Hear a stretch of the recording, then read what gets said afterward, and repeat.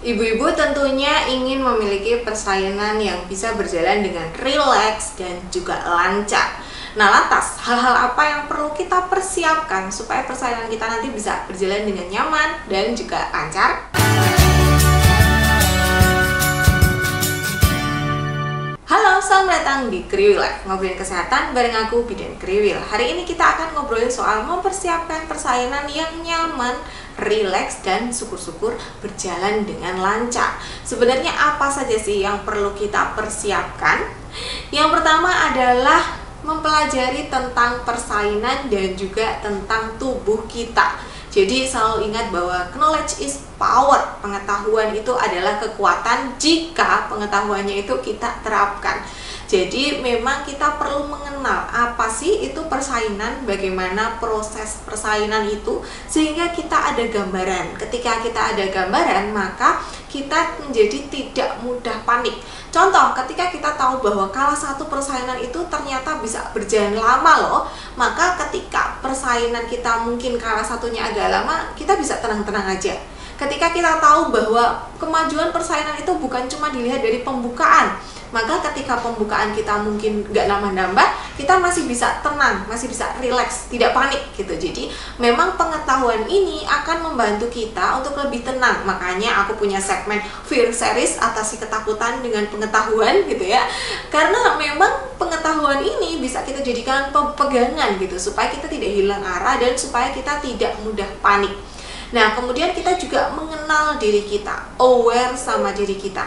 Kita tahu kemampuan diri kita itu seperti apa. Kita memahami bahwa sebenarnya proses persalinan itu luar biasa loh. Tuhan yang mengatur mekanismenya sampai yang terkecil itu faktor-faktornya benar-benar diperhatikan oleh Tuhan gitu. Jadi ketika kita mengenal itu, maka kita percaya bahwa janin kita dan tubuh kita itu bisa bekerja sama dalam persalinan nanti, sehingga persalinannya menjadi lebih nyaman, lancar, dan rileks. Nah, tentunya belajar soal persalinan dan belajar tentang diri ini gak bisa roro jonggrang semalam jadi gitu ya. Jadi memang harus dipersiapkan jauh-jauh hari, harus rajin baca, rajin melihat konten-konten yang berhubungan dengan persalinan, membekali diri, tanya ke tenaga kesehatan gitu ya.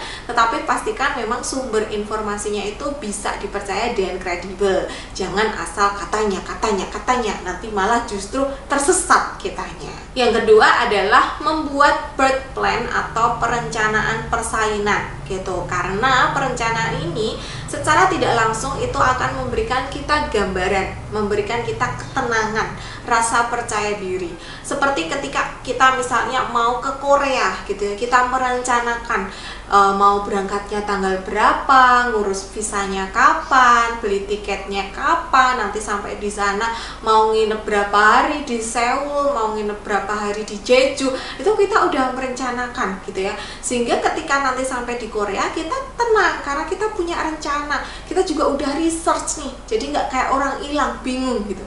Tapi ketika tiba-tiba kayak kamu besok ke Korea ya, tanpa kita merencanakan apa-apa dan kita belum pernah sama sekali ke Korea, bingung nanti kalau di Korea nanti transportnya naik apa, terus kalau beli makanan halal di mana, terus aku mau nginep di mana, biar efektif aku harus itinerary pikniknya gimana, itu bingung gitu. Nah, sama seperti itu ketika kita membuat birth plan, kita jadi ada gambaran persalinan yang aku inginkan tuh seperti apa sih. Kemudian kalau misalnya ternyata ada komplikasi, aku mau tindakan yang seperti apa gitu. Apakah misalnya aku mau perineumku di episiotomi, atau aku nggak mau lah biar robek alami aja gitu, atau aku mau kalau ada emergency langsung aja lah di SC gitu. Atau bisa juga aku nggak mau di SC, aku mau mengusahakan pervaginam dulu. Nah, itu bisa kita buat. Dan birth plan ini juga bisa menjadi suatu sarana bahan diskusi dengan penolong persalinan kita. Karena nanti birth plan yang kita buat tentunya akan dicocokin nih sama penolong persalinan dengan kondisi kita. Bisa nggak sih gitu. Contohnya misalnya ibu-ibu sungsang, kemudian plasentanya di bawah gitu ya.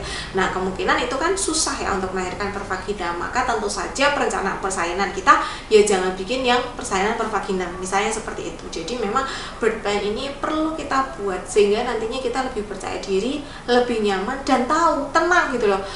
Oh, kalau nanti terjadi kegawatan, aku nggak apa-apa kok di aku udah ikhlas, aku sudah mempersiapkan diri gitu. Berbeda ketika kita nggak tahu apa-apa, gitu ketika dokternya, nanti kalau ini saya gunting ya, kok digunting sih, kenapa, apakah dokternya dendam sama saya? Nah, bisa seperti itu. Jadi akhirnya proses persalinan menjadi sesuatu yang kurang menyenangkan karena tidak sesuai dengan keinginan kitanya nggak ada diskusi heart to heart sama penolong persalinannya gitu. Jadi memang pertanyaan ini penting untuk kita buat. Yang tidak kalah penting adalah memiliki support system, minimal pasangan kita. Kalau misalnya ibu senior, tetangga atau saudara agak sulit jadi partner kita yang sepemikiran, at least pasangan kita bisa jadi support system kita gitu. Karena kadang-kadang ketika persalinan mungkin kita mengalami down, kita mengalami ketakutan, kita hilang semangat gitu ya, atau misalnya dapat bisikan-bisikan mitos-mitos ajaib gitu.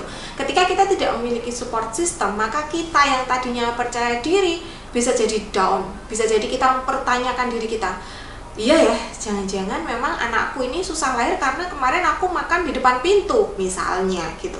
Atau misalnya persalinan kita lama terus, wah kamu sih pas hamil nggak pernah olahraga, jadi persalinan lama, kita disalahin.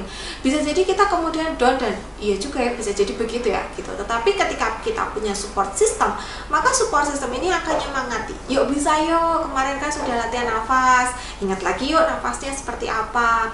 Atau misalnya ketika ada mitos-mitos, oh enggak kok, kemarin kan kamu ikut kelas sama aku, kan katanya nggak seperti itu ya yang terbaru ya gitu. Jadi kita ada yang bela nih gitu lah. Otomatis ketika kita ada yang bela nih, kita kan jadi lebih tenang, merasa disayang, merasa diperhatikan, sehingga akhirnya kita jadi happy. Pengalaman persalinan ini menjadi nggak cuma punya kita, tapi juga pendamping dan support system kita ini jadi ikut memiliki pengalaman persalinan ini gitu. Jadi pengalaman persalinannya menjadi lebih menyenangkan. Nah, supaya persalinannya bisa berjalan dengan nyaman dan rileks, jangan lupa untuk belajar menguasai nafas dan fokus gitu ya. Aku sudah pernah bikin beberapa video gimana caranya supaya tetap bisa fokus, gimana caranya mengalihkan perasaan atau rasa kurang nyaman ketika kontraksi, gimana harusnya nafas yang bisa dipakai ketika persalinan. Aku sudah pernah bikin videonya. Ibu-ibu tinggal nonton dan dipraktekin, jangan ditonton doang gitu ya, tapi ditonton kemudian dilatih gitu. Nah, ketika kita sudah tahu tentang fokus dan nafas, nanti ketika ada kontraksi, ketika ada gelombang cinta yang mungkin rasanya kurang nyaman, itu kita bisa fokus mengatur nafas kita, relaksasi, sehingga rasa kurang nyamannya itu bisa teralihkan. Bukan hilang ya, tapi teralihkan. Sehingga ketika teralihkan, rasanya jadi lebih nyaman. Nah, kalau udah punya support system, udah bisa fokus, nah kita bisa meminta support system kita atau pendamping persalinan kita untuk melakukan pijatan-pijatan ringan gitu ya. Ketika sudah pembukaan kala 1 atau ketika kala 2, pas jedanya kontraksi itu bisa tuh pendamping persalinannya itu melakukan pijatan-pijatan ringan sambil kasih semangat, sehingga ibu menjadi lebih nyaman dan lebih rileks. Jangan lupa juga untuk melakukan afirmasi positif gitu. Jadi aku sehat, janinku sehat, aku dan janinku bekerja sama dalam persalinan ini, persalinanku lancar, persalinanku nyaman, perineumku utuh. Itu diulang-ulang setiap hari sehingga akhirnya tubuh kita mempercayai bahwa itu tuh fakta. Ya memang tubuhku itu mampu, ya memang aku dan janinku tuh akan bekerja sama. Jadi akhirnya tubuh kita percaya dan itu yang terjadi gitu. Jadi jangan malah memikirkan hari yang negatif-negatif, nanti tambah stres, tambah nggak bisa tidur, tubuhnya jadi capek, mudah sakit, powernya jadi ngedrop gitu ya. Jadi memang usahakan untuk tetap afirmasi positif. Dan yang terakhir, jangan lupa untuk berolahraga supaya nafas kita lebih panjang, otot-otot kita juga lebih kuat, sehingga power kita nantinya lebih kuat gitu ya.